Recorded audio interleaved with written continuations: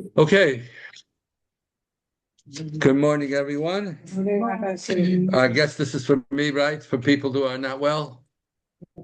Yonatan Adi ben Chaya Rachel, Ashira Yosefa Bas Sora, somebody bought Paralea, and Tzvi Hirsch ben Yehudit, and Yaakov David Tzvi ben Shoshana Miriam, and Yosef God ben Miriam Shifra. Good. Everybody should have a refuah shleima, and they should all be well. And so, yes, one other, Ruvain Mendel ben Chana Leah. Okay, so Parshas Shelach, and Parshas Shelach, I wanted to know is so. It may seem, because it's dealing with the Meraglim, that it's a long time ago, and really it's hard to connect to it, but I'm going to try to bring it into the everyday of our lives.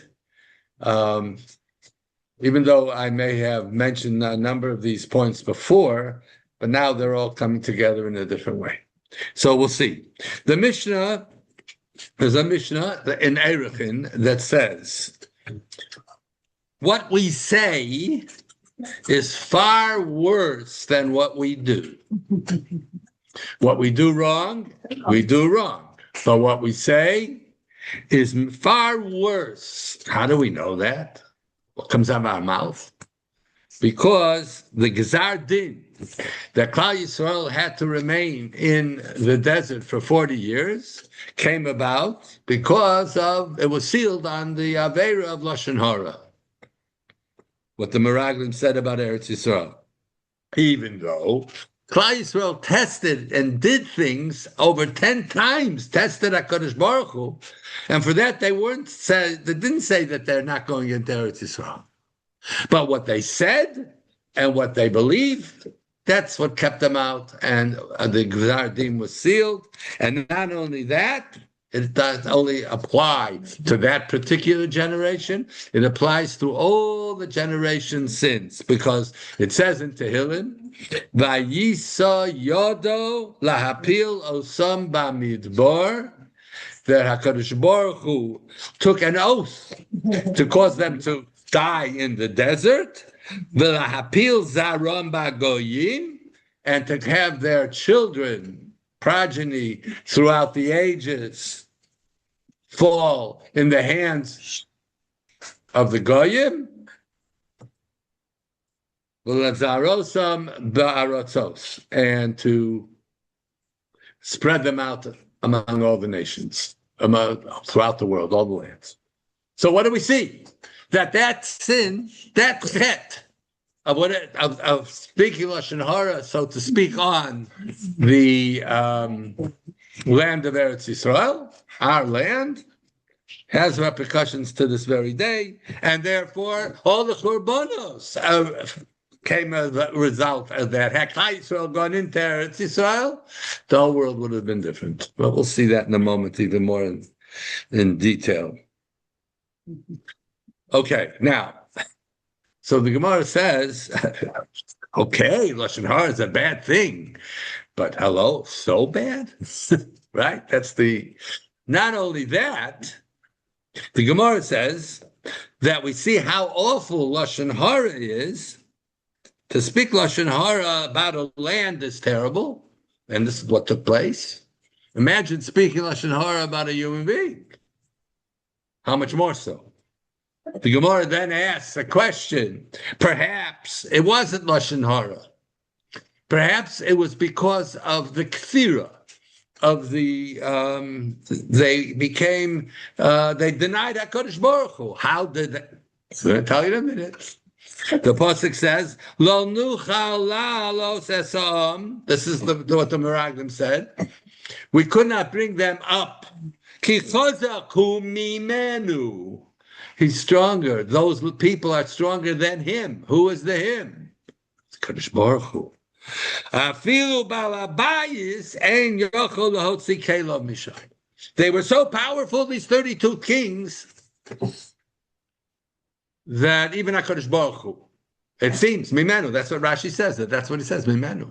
Not Mimenu from the people, but from Mimenu from HaKadosh Baruch Hu. Even HaKadosh Baruch Hu couldn't do there, which is, of course, not true.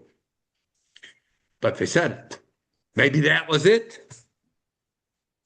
So they said that can't be. Because you have to know who these people were. Who were the Meraglim? They were the Nesiim. And these Nesiim were the kind of people who witnessed everything that took place in Mitzrayim. They witnessed everything that took place with the Mon. They witnessed everything that took place at Ma'amad HaSinai. These are people, and they were Nesiim.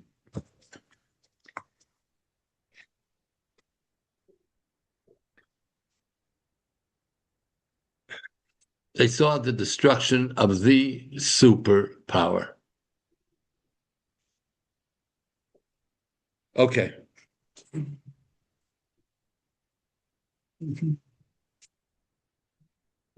We know how great they were, these people, because of the list.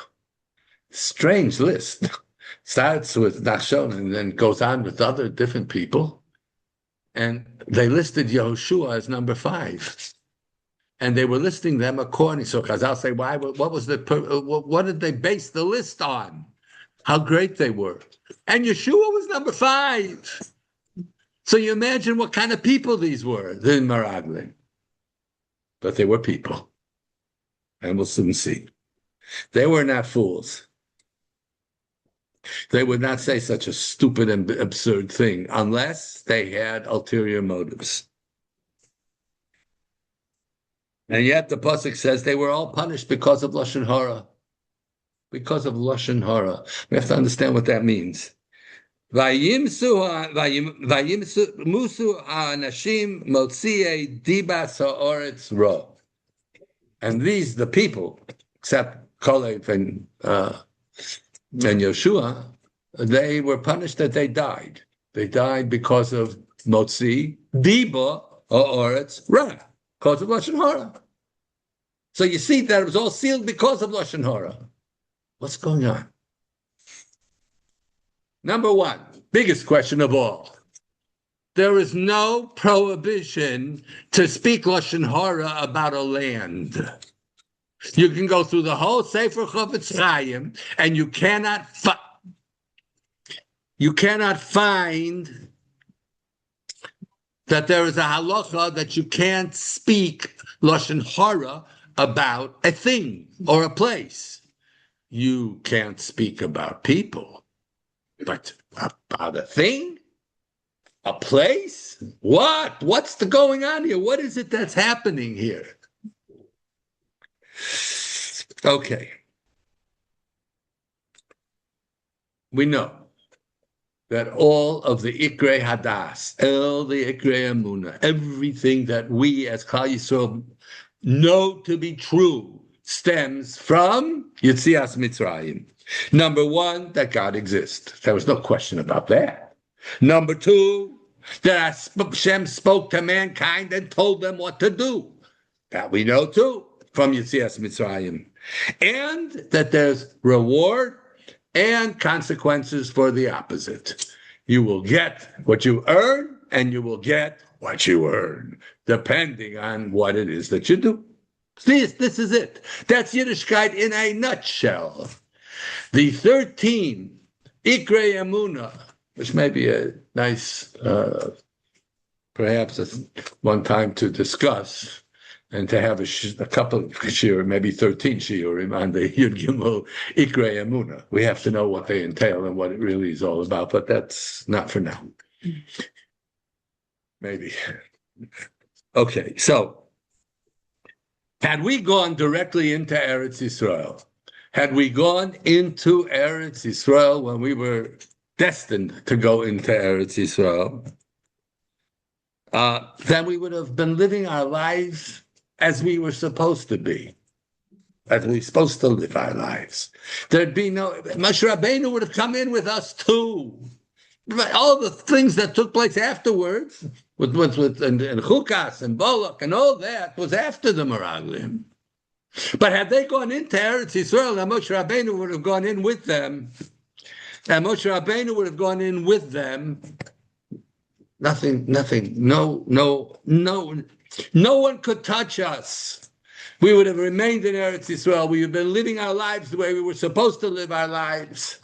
If the Yotzei Mitzrayim came into Eretz Yisrael, and not their children, but they themselves came in, then we would never have lost it, no matter what. There's no way we could have lost it. We lost it because of the Meraglim and the people who believed them, who listened to them.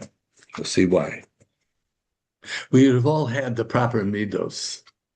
We would all behave like normal, not only normal, but uplifted people of Meilah, people of importance, people with all the good midos. Everything would have been pristine had they gone into Eretz Yisrael, because then Eretz Yisrael would have been part and parcel of our identity. We would have honored what is supposed to be honored. We have done good. We would have done good with those who were supposed to do good, and we would not do good to those who were not supposed to do good. There are those. All of our midas would have been as they were intended to be when HaKadosh Baruch Hu took us out of Mitzrayim. And we know that because when we finally reached Maimon Har Sinai, we were back in Adam Arishon Kodem Achet. We were back in Gan Eden.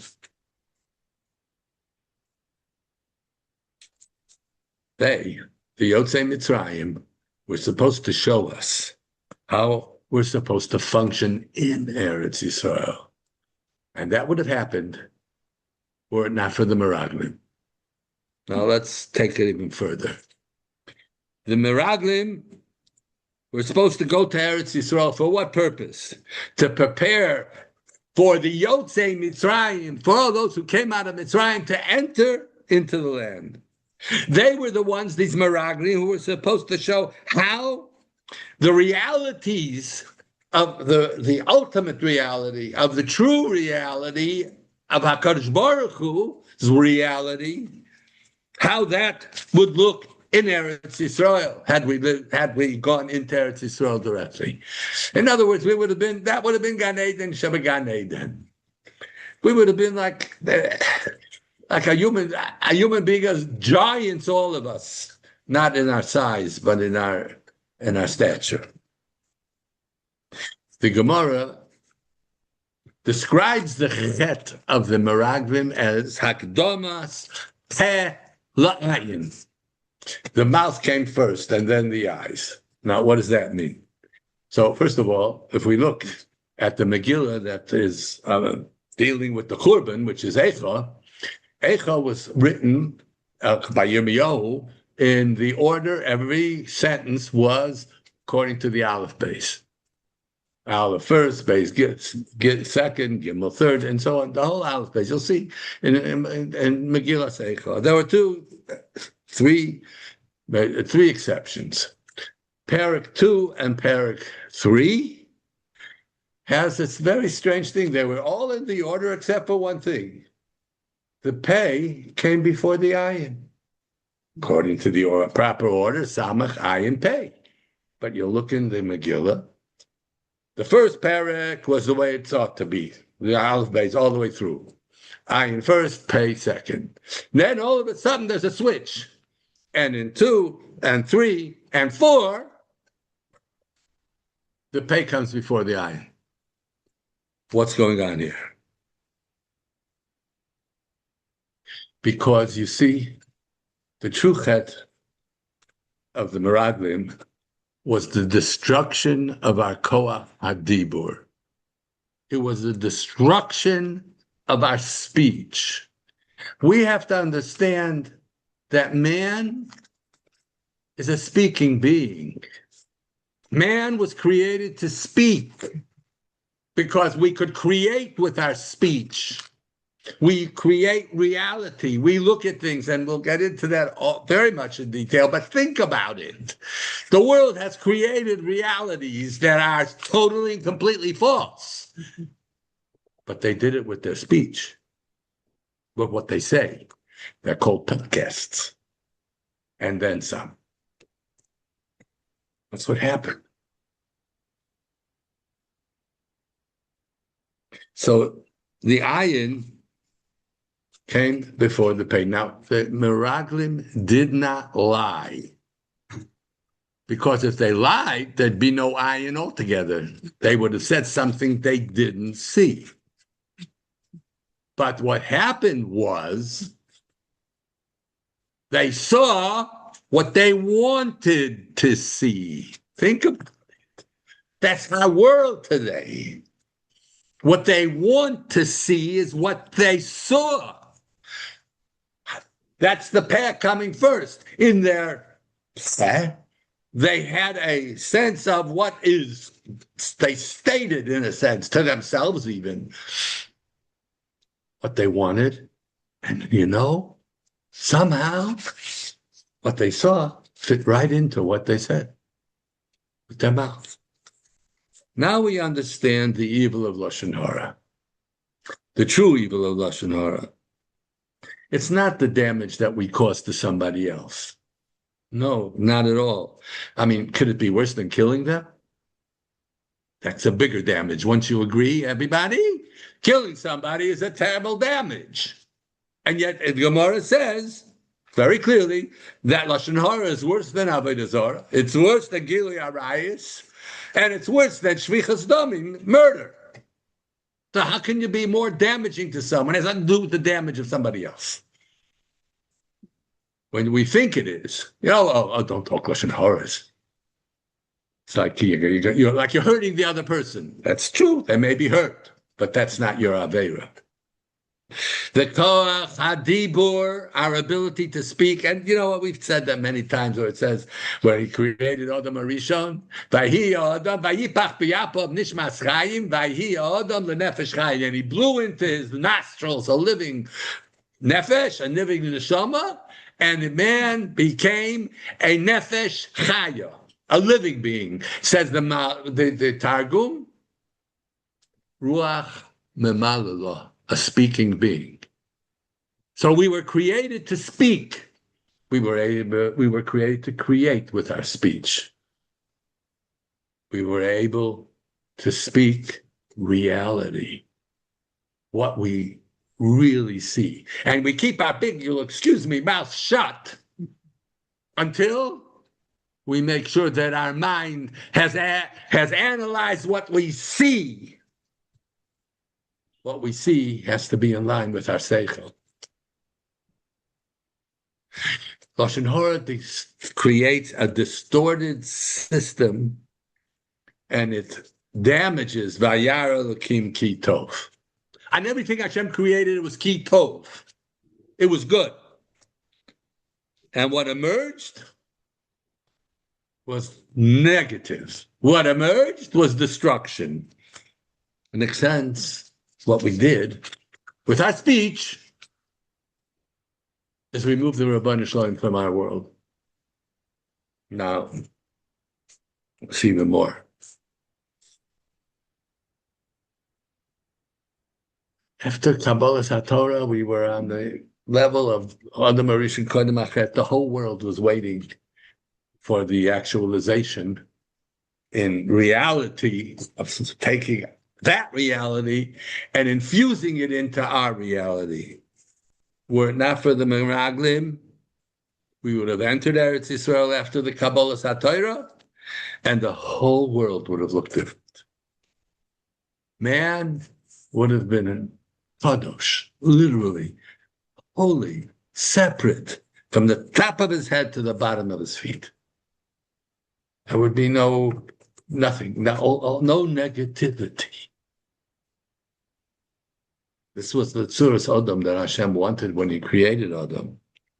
And after the Meraglim, there was such a distortion of the Koach HaDibur that separates us from the true reality. Now let's see how it worked. So we said, there's no Lashon Hara, there's no Isser Lashon Hara on a place. What they did was, the Meraglim, somehow they caused us also to see what we want to see and not what really is. Adam. Pasuk says, when he was created, Vayar Elokim Eskol Asher Asa V'hinei Tov Ma'od. The whole world was Tov Ma'od. So everybody say, what's Ma'od? Very, very much, very much, very, very good. Ma'od. You take what are the letters? Ma'od, Mem, Aleph, Dalet. You turn them around, you get Adam. Only man can make Ma'od. Mankind has such a powerful ability with his speech to look, to see the Ma'od, to see how much more and how much it can increase, how much bracha there can be. By speaking the Lashon Hara, it wasn't on the land couldn't care less about what those Meraglim said, but it was the power of speech that was damaged and destroyed to a large degree. The Gzar Din to stay in the Midbar for 40 years came about because of Lashon Hara. And we still suffer from it because we're still acting that way. We believed it, but more than that, we just believed the Meraglim. Man, there were two of them that said, no, hold it, stop. No, don't say that. It wasn't that way. I'll give you one example.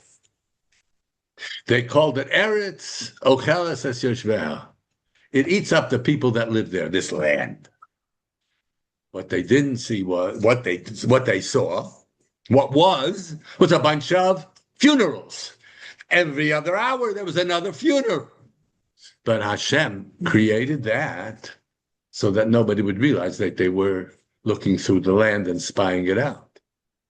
They saw it differently. And they said, it's Eretz Ocheles Es Yoshveha. Now, why?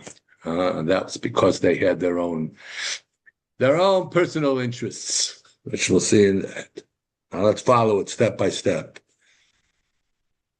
All the rock, all that which is distorted and evil and bad comes from the Meraglim and their Lashon Hara.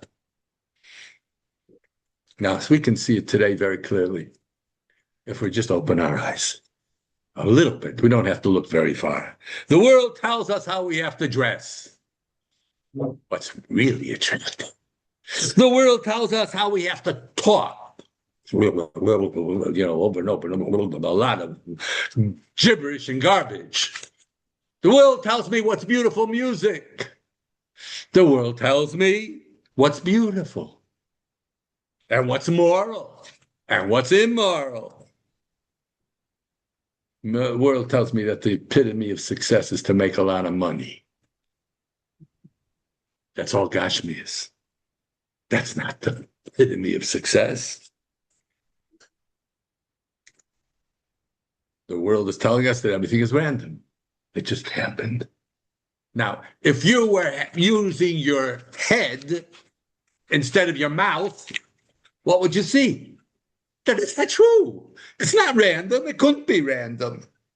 How could it be? It's ridiculous, but don't. I'll tell you, my father always used to say about such people, you have your theories. Don't be confused by the facts.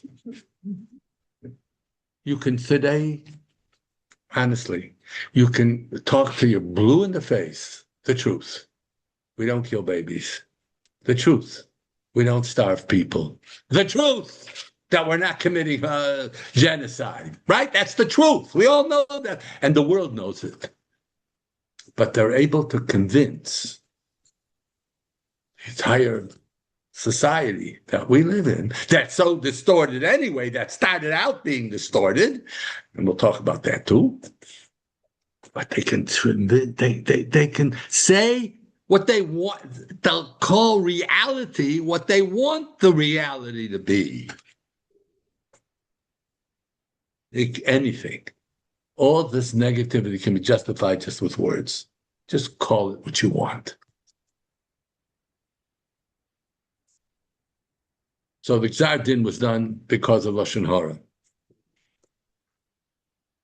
How are we going to get rid of this Gzar Din? How do we tear up this Gzar Din?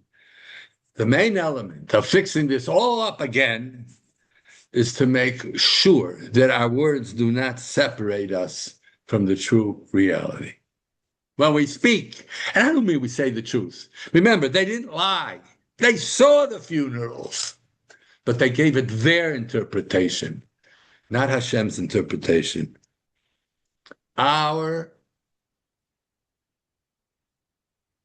goal should be to speak what our eyes of our seichel have perceived. You know, when somebody understands something, what do they say? I see. You see with your brain. And that's very interesting. I've told you this, I'm sure, that the Hebrew word for seeing is re'iyah. The Hebrew word for an intellectual proof is raya. You make an intellectual proof in your brain. Why? Because what you see has to come from your brain. And interestingly enough, in embryology, and you can look it up, thank goodness we have Professor Google, that the only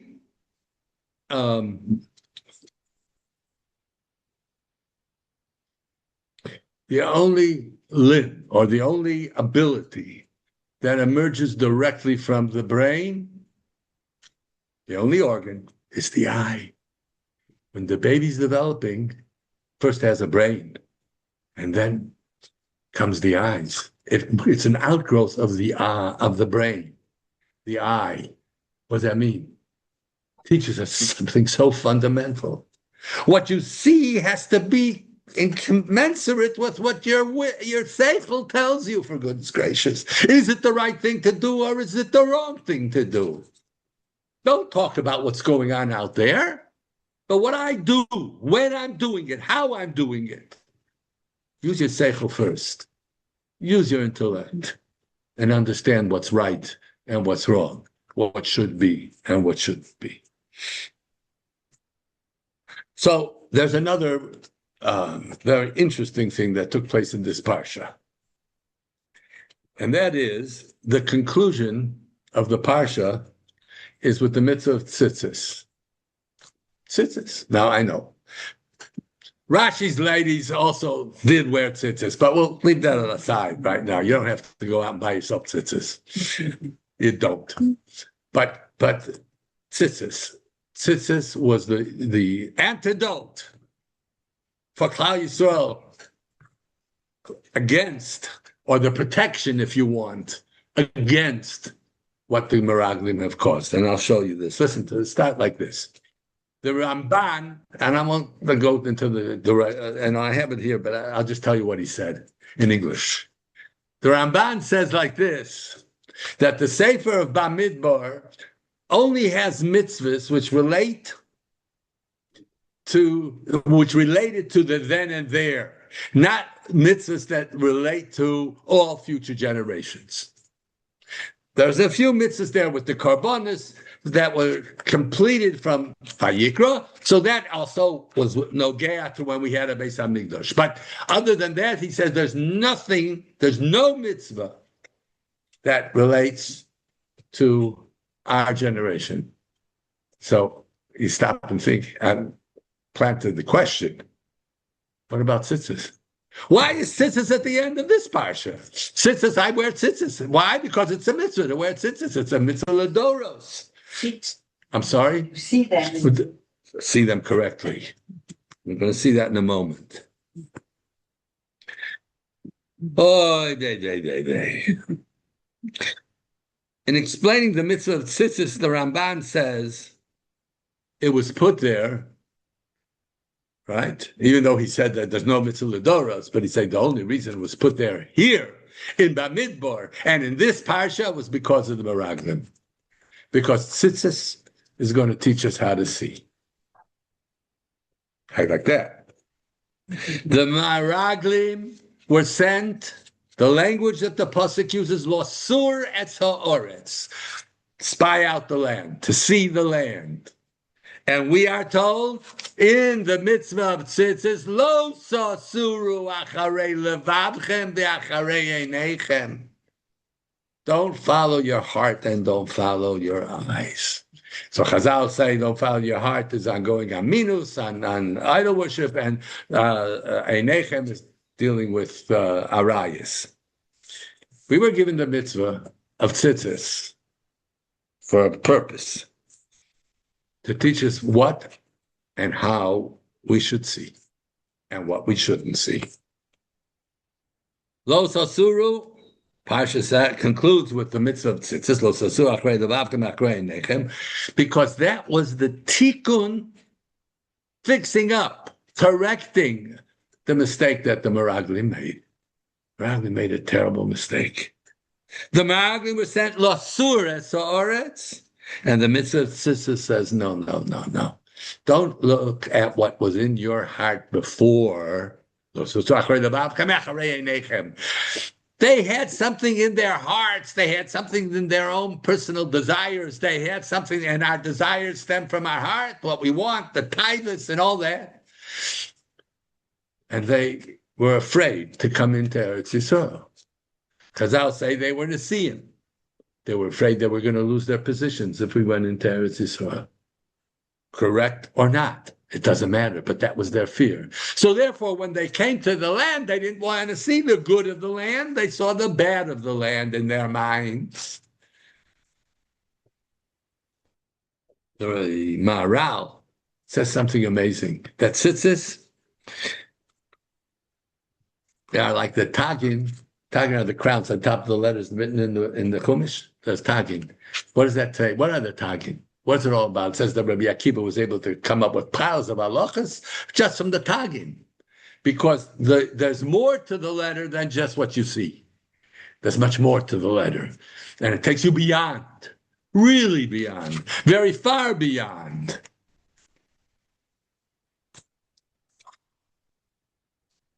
That's what the tzitzis here, like our tagin. They can elevate us to see reality instead of seeing what we want to see. How are tzitzis made? When we had tcheles, when it was mekubal by all of Klal Yisrael to wear tcheles, you would wind the tcheles on the white.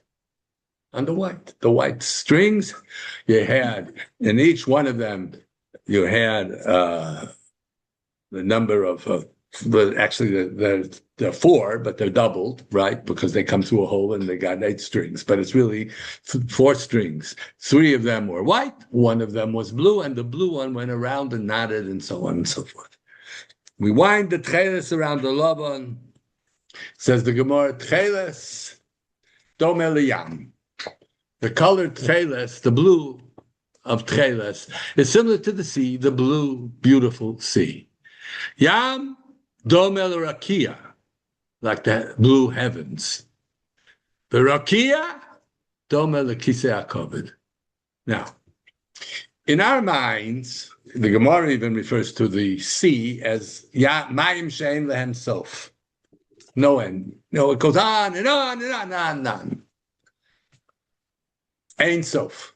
Ein sof. No end. I remember I had the good fortune when I first came to Eretz Yisrael in 1961. I went by boat. I had to go by boat because it was a lot cheaper to go by boat than to fly at that point. And number 2, there weren't that many flights. And the flights, there was no direct flight to Eretz Yisrael at all at that time. I think the first direct flight came about 2 years after I was here. But think this. You're sitting in a boat and you see the yam. Nothing there to disturb and to interfere with what you see. It's all yam, ein sof, no end. And when you see all the way at the end, where does your eyes take you? When you look at all the way at the end of the horizon, where do your eyes go? Up. Not Yerushalayim yet.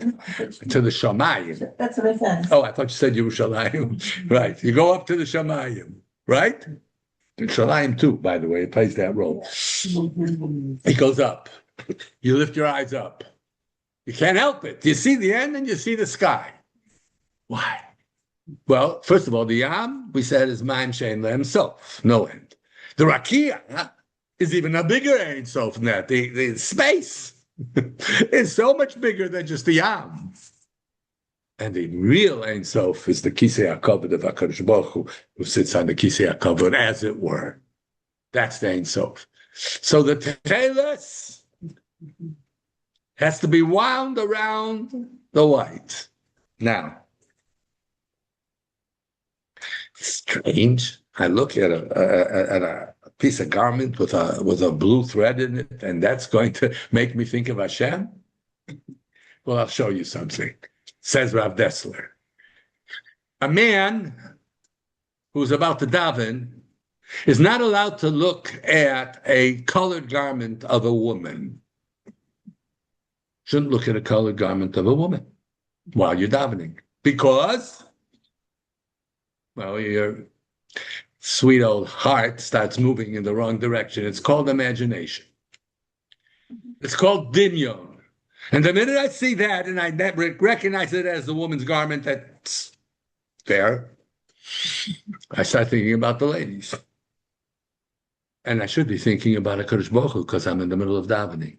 Now, what do you mean? All of this is a piece of garment. That's all it is, a colored garment. So what? But it depends, says Rav Dessler, where your seichel is at, where your brain is at. If your brain is totally immersed in your taivas, in your desires, then you see the garment, and that's the first thing you think of. You don't think about a Kadosh Baruch Hu. But if you're connected to Kadosh Baruch Hu, then even a garment, even the color blue on a garment can remind you of HaKadosh Baruch Hu, because it's Domer Yam and Domer Kia and Domer Chisei. Beautiful explanation of Rav Dessler. It depends where your head is at. Now, we have within us this powerful koach of imagination. And we have desires. And the minute we activate the imagination, the little things can turn on the imagination. It sets the whole picture into a whole different reality. And we realize, oh, how wonderful that would be. Or you look at a picture of food. I remember when we were years ago when television was something with, howdy doody and things like that. And the Lone Ranger with his horse, Silver, no Nabok, I stuck with that name. No, I'm very proud of it. But when they would show advertisements about people eating some delicious stuff, whatever it may be, what would happen? We would get hungry. We'd go running to find something to eat. Kosher, that is, of course. Do you hear what I'm saying? You're the pictures. We are living in a world of pictures. And that's devastating. It's caused all the problems in the world. All of our disgusting morality that is being promulgated by the hawk. All of that stems from the picture. When they invented the movie and you saw a picture, it became your reality. And it works on our imagination. Not on our seichel. We have two kochas in our brain. One is seichel, intellect, analytical, thinking it through. Other is imagination. And our imagination will take us to the end of the world and to everything else we think it's going to give us pleasure. And in the end, we wake up and it's all a dream. Now, the difference between the white and the tcheles, that's what I want to talk about for a moment. The white and tcheles. The color white. Now, you know this, I'm sure. The color white is always background. Everything is black on white. You want it to stick out, you put it on a white background. That's what white is. In fact, white contains all the colors. If you spin all the colors of the rainbow, all the colors of the whatever you call it. What's it called? The colors. all the colors, right? You spin it around very fast, so you can't pick out one color. Well, you know what you'll see? White. You'll see white. Why? Because all of the colors contain white. It's the background for the black to stick out. The dark, which we write black on white, so that we could see clearer. Let it stand out. So the white is the background, and the black or the color is what is speaking to me. And the white makes it clear. So far, so good? That's clear. Tcheles, we just said, represents the Ein Sof. This color, Tcheles.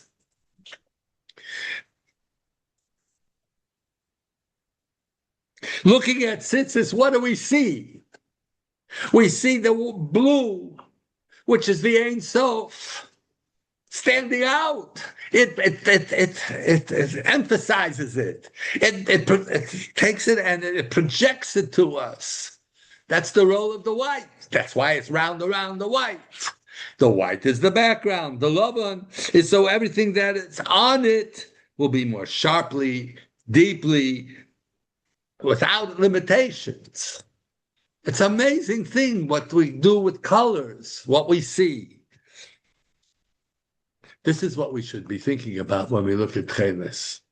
And that's, by the way, I must say, I don't want to get into a political issue here, and I don't want to get into any, but the reason that the Gedolim have not adopted Tcheles, even though we may know how to make Tcheles, maybe, most likely it's correct.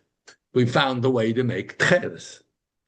But the difference between everything else in our history and Tcheles is that Tcheles wasn't just stopped because we didn't know how to do it. Tcheles was put in Geniza by Chazal, the same way they put the Tcheles into Geniza. That's a Gemara. They put Tcheles, the process and everything, into Geniza. Now, I don't mean a piece of strand of blue. I mean the whole concept of Tcheles was put into Geniza. And something that was put into Geniza, like the Or Kodesh, remember what we're talking about. We're not talking about a simple color or a simple piece of wool. We're talking about the concept of Tcheles. We're not ready for it because there's no one to take it out of Geniza. Why not? Because you can't take the Oren out of Geniza. You can't take out, it's hidden, set aside. Mashiach will come, he'll take it out of Geniza. But that's why mainly, I heard this from Moshe Shapiro, that this is the reason that the Gedolei Olam did not adapt, even after they've discovered the Tcheles, because we're not ready for it. Because I wish every time I looked at somebody wearing Tcheles in their tzitzis, I would think of the Ein Sof. It's not true. And I wish the people who wear the Tcheles would think of the Ein Sof. That would help too. The reality is therefore beyond what we see. It's deeper. And what we have to make sure is that what we see is being governed not by our hearts and certainly not by our imagination, but by our seichel. Analyze it. Look at it. It's supposed to represent the Ein Sof, and do it. Think it. You know, that's the whole Sphira. Remember he said that maybe it's Sphira. Sphira starts with that. What do I mean? The Ramban said that the distorted vision of Aristotle was Aristotle, the greatest thinker in history, perhaps, after Shlomo HaMelech. What he said was so clear. What I don't see doesn't exist. I told you that famous story, didn't I? With the kid in Russia. I didn't tell you that? I must. I'm going to tell you anyway, even if I told you. They were sitting in a class in Russia. This was when with the Sputnik went up in the up into the heavens, into space. Ta-da-da-da-da. And then it came down. Yuri Gagarin was the pilot there, and so they said. So the teacher said, "Students, we have proof positive there is no God." What's the proof positive? Well, when Yuri Gagarin went around the whole world, he had a window and he looked all around and he couldn't see God. So he doesn't exist. What you can't see doesn't exist. So the story goes that there was, of course, a Jewish student in the group. And he turns to the teacher, "Teacher, can I ask a question?" He said, "Yeah." Comrades, can anyone see the intelligence of the teacher? Obviously, it doesn't exist. Finish the sentence. That was it. I didn't have to, did I? Just in case. So we have to remember what distorts our vision. Okay? What you want to see, most likely, is what you will see. And we see that in people, and that's already when the Lashon Hara starts taking over. So yes, of course, Lashon Hara is horrible. And it's not because we're hurting anybody, but it's because of what we're doing to ourselves. Aaron heard Lashon Hara, right? From when Miriam spoke to him, it's going to be like, we learned it that last week in the Parshas. But he just listened. The one who spoke Lashon Hara distorted the speech, and that was Miriam. She didn't see it correctly. And as a result of that, she was brought to her senses, Baruch Hashem. Now, we are living in a world of lies, total and complete and absolute lies about everything that has to do with Yiddishkeit. And it doesn't matter whether you're from or you're not from, we just hate Jews. And why do we hate Jews? Don't in any way try to help to use facts to prove it's not true. Jews don't kill babies. We really don't. We don't want to. But more than that, we certainly don't do it. So how are you going to convince anybody? When the whole world is screaming, that's what we do. They hear it. They even get pictures about it. Made up. AI is great for that. Do you hear? What the world we're living in today is a result. It's a result of the Meraglim. The Navi Yeshaya says, talking about Achris Hayomim with Mashiach, Ki ayin bi'ayin yiru b'shuv Hashem Tzion. When Hashem comes to Tzion, we will see ayin ba'ayin. We'll use our eyes the way eyes were intended to be used.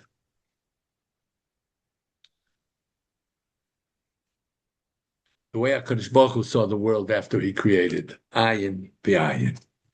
The way it really is, the way it really exists. The true reality was distorted by the chet of the Meraglim, and the mitzvah of tzitzis is the correction, the tikkun for the chet. Uri isem also. See him. Look at the tzitzis and see him also. Doesn't say osom, it says Uri isem also. See him. They were our shlichim. The chet, their chet, distorted the vision of all of us. And the people accepted what they were told, what they heard. And for some reason, they stopped using their seichel. Had they used their seichel, then the picture would have been totally different. And that's why there's Churban, because of Klal Yisrael. Because Klal Yisrael listened and accepted.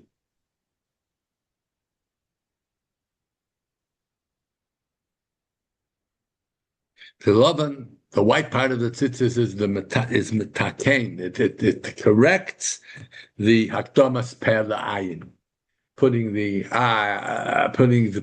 mouth before the eye, meaning like this. My mouth says what's going on inside me, what I want.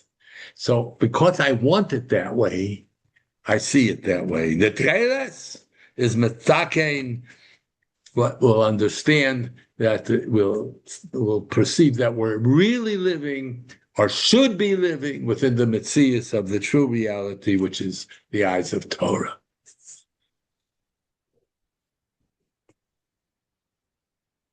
Therefore, it does seem strange, and the Rambam puts it in a very clear way. Ramban puts it in a very clean way. That what Tzitz is doing here in Bamidbar and what Tzitz is doing here in Shelach Lecha, absolutely. Because the whole mitzvah of Tzitzis was there to teach us how to see, and therefore then we speak. And if we follow that, like the Ramban says, like the Torah says, like when we just start with that slowly. Before I open my mouth, don't put your mouth first. Before you open your mouth, make sure this is what you really want to say. Is it the truth or is it not? Is it the reality or is it not? HaKadosh Baruch Hu should give us the schus very quickly to see in Hashem's eyes. If we looked at the world with Hashem's eyes, then we'd see perfection in everything. I have one last point. I have about 3 minutes. I'll do it in one. We say, Yeshuash Hashem keheref ayin. Hashem's Yeshua is when you heref ayin, like the blink, a blink of an eye. The word heref doesn't mean blink. The word heref means to stop. Heref, stop. S-T-O-P. Cease. Heref ayin. Heref mimeni v'ashmidei. Hashem said to Moshe Rabbeinu, stop davening and I'll get rid of them. The word is heref means stop. Well, when you blink for a second, you stop seeing, right? For a millisecond. I don't think that's the pshat. Yeshua's Hashem, when you stop seeing the way you want to see and you see the way Hashem sees the world. The Yeshua is already there. We look around and we think, why all these terrible things? Yeshua Hashem, kehervan. You know when Hashem will help? And when it's there already, all you got to do is see it. And if you see it that way, and you'll stop looking, but the way to see it that way is to stop looking the way you look. And with that, we will be Zoicha Be'ez Hashem for the coming of Mashiach b'mhera b'yameinu amen. Baruch atah Adonai Eloheinu melech haolam shehakol niyeh b'dvaro.